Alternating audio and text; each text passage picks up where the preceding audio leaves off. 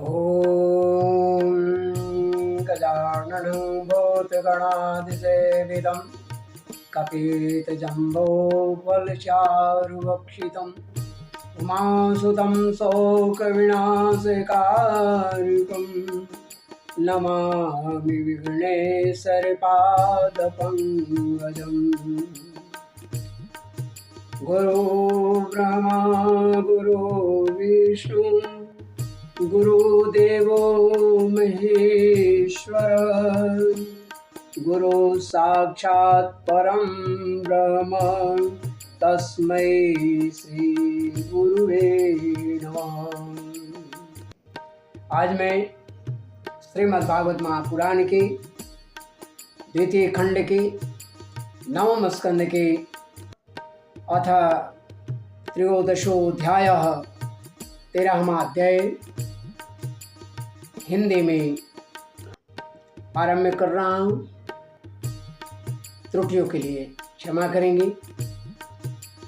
जिसका विषय है निमि, राजा निमि के वंश का वर्णन। इसे आरंभ कर रहा हूँ।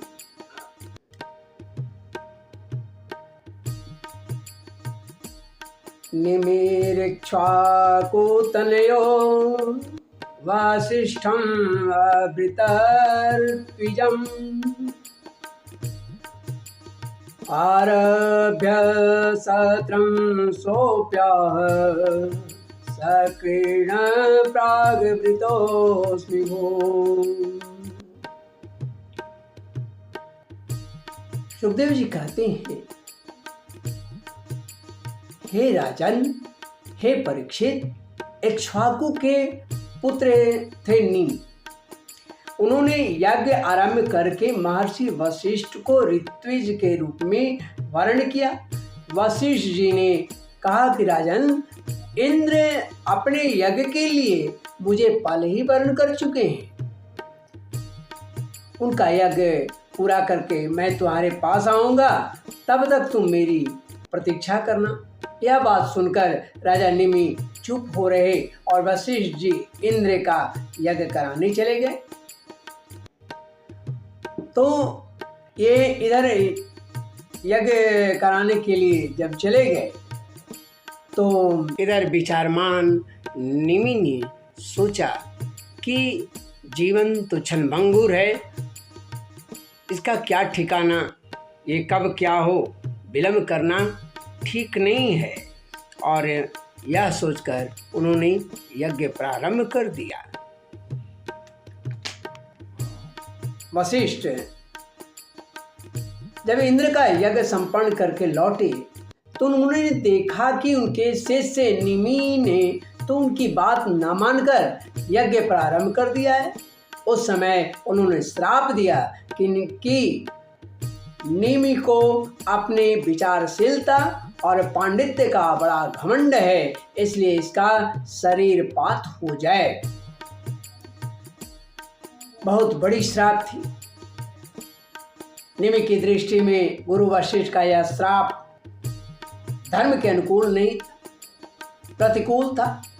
इसीलिए उन्होंने भी श्राप दिया कि आपने लोभवश अपने धर्म का आदर नहीं किया, इसलिए आपका शरीर भी गिर जाए, अर्थात शरीरपात हो जाए।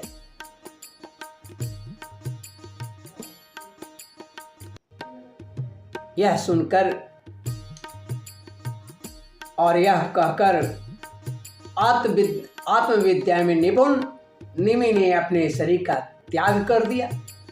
हे परीक्षित, इधर हमारे वृद्ध प्रपितामह वशिष्ठ जी ने भी अपना शरीर त्याग कर मित्रावरुण के द्वारा उर्वशी के गर्भ से जन्म ग्रहण किया। राजा निमि के यज्ञ में आए हुए श्रेष्ठ मुनियों ने राजा के शरीर को सुगंधित वस्तुओं में रख दिया और सत्र याग की समाप्ति हुई और देवता लोग आए। तब उन लोगों ने उनसे प्रार्थना की, राज्ञो जीवतु देहोऽयं प्रसन्ना प्रभवो यदि तथेत्युक्ते निमिप्राह मा भुन्मे देहबन्धनम्। हे महानुभावों, आप लोग समर्थ हैं, आप इस योग्य हैं। यदि आप प्रसन्न हैं तो राजा निमि का यह शरीर पुनः जीवित हो उठे। देवताओं ने कहा ऐसा ही हो। उस समय निमि ने कहा मुझे देह का बंधन नहीं चाहिए। यस्य योगं न वाञ्छन्ति वियोग भय कातरा भजन्ते चरणाम्भोजं मुनयो हरिमेधसा। विचारशील मुनिजन अपनी बुद्धि को पूर्ण रूप से श्री भगवान में ही लगा देते हैं और उन्हीं के चरण कमलों का भजन करते हैं। एक न एक दिन इस शरीर का यह शरीर अवश्य छूटेगा। इस भय से भयभीत होने के कारण वे इस शरीर का कभी संयोग नहीं चाहते। वे तो मुक्त ही होना चाहते हैं। अतः मैं अब दुख, शोक और भय के मूल कारण इस शरीर को धारण करना नहीं चाहता। मूल जो है हमारे शरीर जो है यह मूल है किसका? दुख का, शोक का, भय का। तो कहते हैं कि मुझे इसकी आवश्यकता नहीं। जैसे जल में मछली के लिए सर्वत्र ही मृत्यु के अवसर है, मृत्यु ही दिखाई पड़ता है, वैसे ही शरीर के लिए भी सब कहीं मृत्यु ही मृत्यु है, नाशवान ही नाशवान है। तब देवताओं ने कहा विदेह उष्यतां कामं लोचनेषु शरीरिणां उन्मेषण निमेषाभ्यां लक्षितोऽध्यात्म संस्थितः। देवताओं ने कहा मुनियों, राजा निमि बिना शरीर के ही प्राणियों के नेत्रों में अपनी इच्छा के अनुसार निवास करें। वे वहां रहकर सूक्ष्म शरीर से भगवान का चिंतन करते रहें। पलक उठने और गिरने से उनके अस्तित्व का पता चलता रहेगा। अर्थात हमारे नेत्र में जो पलक का उठना या गिरना है, यही निमि है।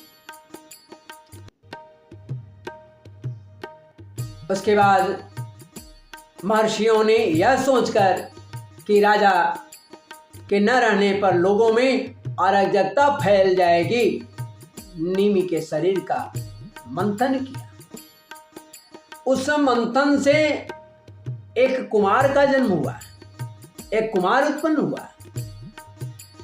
जन्मना जनक सोऽभूत् वैदेहस्तु विदेहज मिथिलो मदनाज जातो मिथिलायेन निर्मिता। तब उससे जो कुमार पैदा हुआ, जन्म लेने के कारण उसका नाम हुआ जनक। जब निमि के शरीर का मंथन किया गया तो उससे एक राजकुमार का जन्म हुआ और लेने के कारण, मंथन से जन्म लेने के कारण उसका नाम जनक पड़ा। विदेश से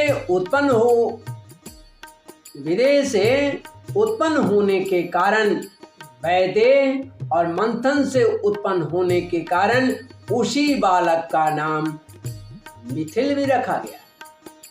ऋषियों ने उसे मिथिल कहा और वही मिथिल ने मिथिलापुरी को बसाया था।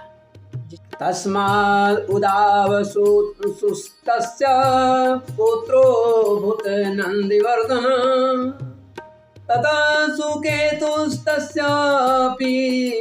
देवरातो महीपते।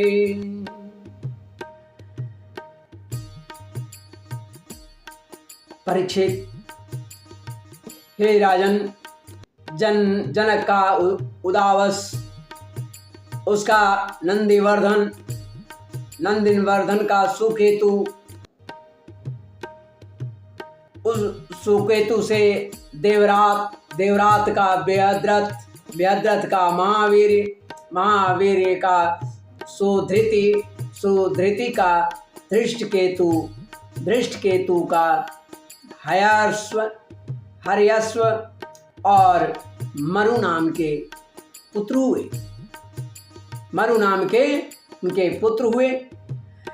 मरु से प्रतिपक से कृतिरथ से देवमीढ़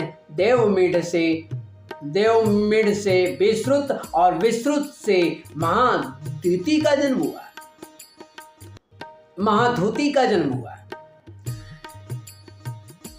महाधूति का कृतिरात और कृतिरात का महारोमा का स्वर्णरोमा और स्वर्णरोमा का पुत्र हुआ हरस्वरोमा। इस तरह से इनका वंश आगे हम लोग जानते हैं कि इसी हरस्वरोमा के पुत्र महाराज शिरध्वज थे। वे जब यज्ञ के लिए धरती जोत रहे थे तब उनके सिर यानी हल, जिसमें हार जो लगा होता है, जिसको सीत कहा जाता है, खेत जोतने के लिए जो लोहे का पट्टी बना होता है हल के नीचे वाले अग्रभाग में, तो उसको सीत भी कहते हैं। तो उस सिर भी कह सकते हैं। हल के अग्रभाग का जो फल है, फल से यानी उस फल के लगने से जो उत्पन्न हुआ, उसी से उनका नाम सीता पड़ा। सीत से सीता, अर्थात अग्रभाग फल से सीता जी की उत्पत्ति हुई, इसी से उनका नाम शिरध्वज भी पड़ा है। हे राजन, शिरध्वज के कुशध्वज के धर्मध्वज और धर्मध्वज के दो पुत्र हुए, जिसका नाम कृतध्वज और मितध्वज था। कृतध्वज के केसीध्वज और मितध्वज के खांडिक्य हुए। परीक्षित, केसीध्वज आत्मविद्या में प्रवीण था और खांडिक था कर्मकांड का ज्ञाता, कर्मकांड का जानकार, मर्मज्ञ। वह केसीध्वज से भयभीत होकर भाग गया। केसीध्वज का पुत्र हुआ भानुमान और भानुमान का सत्यद्युम्न था। सत्यद्युम्न से सूची से सनद्वाज से ऊर्ध्वकेतु से आज से पुरुजित से अरिष्टनेमी से श्रुतायु से सुपार्श्वक से चित्ररथ और चित्ररथ से मिथिलापति क्षेमधिका जन्म हुआ। क्षेमधिका का जन्म हुआ।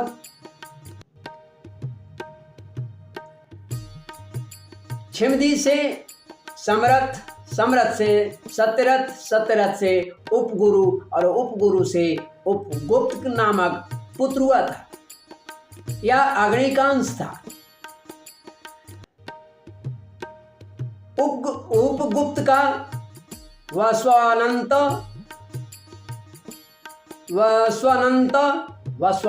का युध का सुभाषण का श्रुत का जय का विजय और विजय का ऋत नामक पुत्र हुआ। हे राजन, शुनकस्तत्सुतो यज्ञे वीतव्यो धृतिस्ततः बहुलाश्वो धृतेस्तस्य कृतिरस्य मावसि। ऋत का नाम सुनक का वितहव्य का धृति का बहुलाश्व का कृति और कृति का पुत्र हुआ महावशी। हे परीक्षित, ये मिथिला के वंश में उत्पन्न सभी नरपति मैथिली कहलाती हैं। ये सब के सब आत्मज्ञान से संपन्न एवं गृहस्थाश्रम में रहते हुए भी सुख दुख आदि द्वंद्वों से मुक्त थे। क्यों न हो याज्ञवल्क्य आदि बड़े बड़े योगेश्वरों की इन पर महान कृपा जो थी। इस प्रकार श्रीमद् भागवत महापुराण के द्वितीय खंड के नवम स्कंद के अथ त्रयोदशोऽध्याय 13वां अध्याय निमि के वंश का वर्णन हिंदी में यहाँ समाप्त होता है। त्रुटियों के लिए क्षमा करेंगे। श्रीमन्नारायण नारायण नारायण गोविंद नारायण नारायण नारायण श्रीमन्नारायण नारायण नारायण श्रीमन्नारायण नारायण नारायण गोविंद नारायण नारायण नारायण श्रीमन्नारायण नारायण नारायण नारायण नारायण नारायण मन बदले श्रीमन्नारायण नारायण नारायण गोविंद नारायण नारायण नारायण नारायण श्रीमन्नारायण नारायण नारायण मानो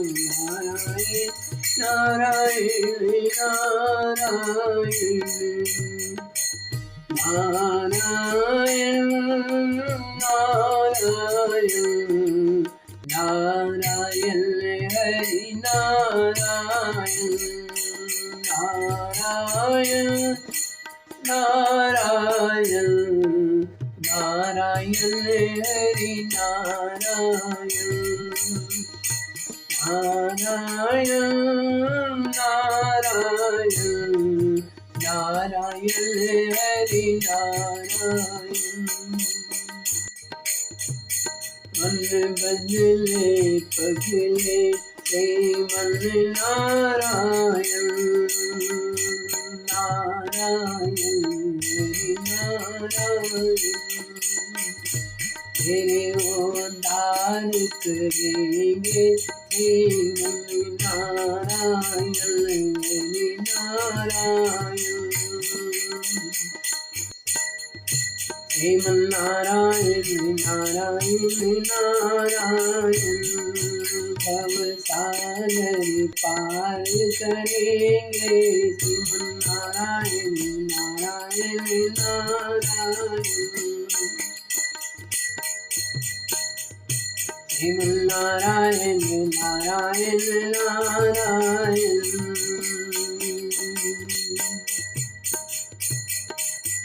हरे कर्म से ऊपर श्रीमन्नारायण नारायण हरि नारायण नारायण हरि नारायण। राधे राधे राधे राधे राधे राधे राधे राधे राधे राधे राधे राधे राधे राधे राधे शरणं राधे शरणं राधे शरणं राधे शरणं श्री कृष्ण शरणं श्री कृष्ण शरणं श्री कृष्ण शरणं श्री कृष्ण शरणं श्री राधे शरणं श्री राधे शरणं श्री राधे शरणं हरि राधे शरणं। बोले श्रीमन्नारायण भगवान की जय। राधा रमण बिहारी लाल कृष्ण चंद्र की जय। धर्म की जय हो अधर्म का नाश हो प्राणियों में सद्भावना हो विश्व का कल्याण हो गौ माता की जय हो सूर्य भगवान की जय हो गायत्री माता की जय हो पृथ्वी की जय हो आकाश की जय हो सूर्यादि नवग्रहों की जय हो वैष्णव देवों की देवर्षि महर्षि ब्रह्मर्षियों की जय हो समस्त गंगा नदियों की जय हो समस्त पर्वतों की जय हो गौ माता की जय हो समस्त वैष्णवों की जय हो हर हर हर महादेव।